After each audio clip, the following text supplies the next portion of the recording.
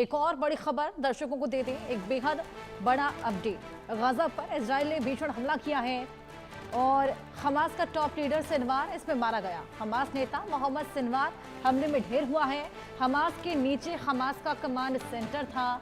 Gaza में एक बार फिर से हालात बिगड़ गए हैं। इजराइल ने यूरोपियन अस्पताल पर हवाई हमला किया। इजरायली सेना ने दावा किया कि अस्पताल के नीचे हमास का कमांड सेंटर था, जहां पर हमास का नेता मोहम्मद सिनवार छिपा हुआ था। और यह हमला ऐसे वक्त हुआ जब अमेरिका और हमास के बीच बंधक रिहाई को लेकर बातचीत भी जारी है।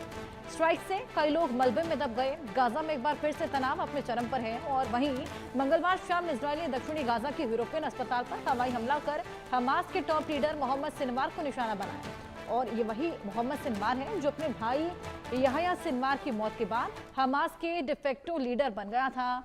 इजरायली रक्षा बलों ने दावा किया कि अस्पताल के नीचे बने अंडरग्राउंड कमांड सेंटर में छिपे हमास आतंकियों को निशाना बनाकर यह हमला किया गया।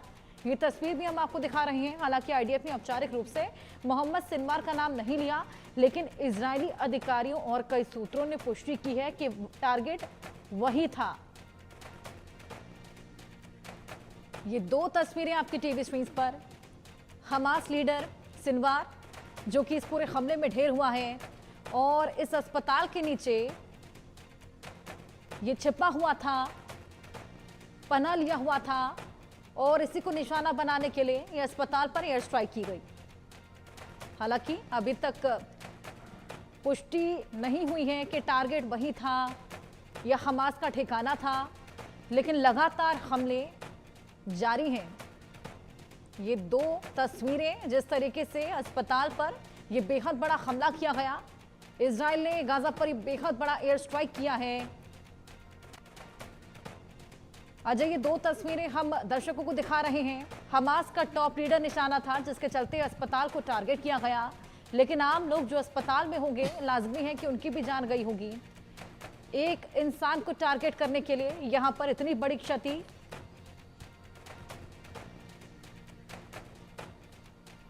देखिए, बिल्कुल जिस तरीके से लगातार हमास के खिलाफ कार्रवाइयां चल रही हैं उसी के तहत मोहम्मद सिनवार के छुपे होने की खबर के बाद इस जगह को टारगेट किया गया है। ये यूरोपियन हॉस्पिटल जो है वो वहाँ पे है और ख़ासतौर पे जो गाज़ा में लोग इफेक्टेड हैं उनको इस वक्त इलाज वहाँ पे चल रहा था। मगर इसराइल की ये कार्रवाई हुई है उसमें काफ़ी नुकसान हुआ है। 28 लोग मारे गए हैं। मोहम्मद सिनवार के भी मारे जाने की खबर इसमें आ रही है।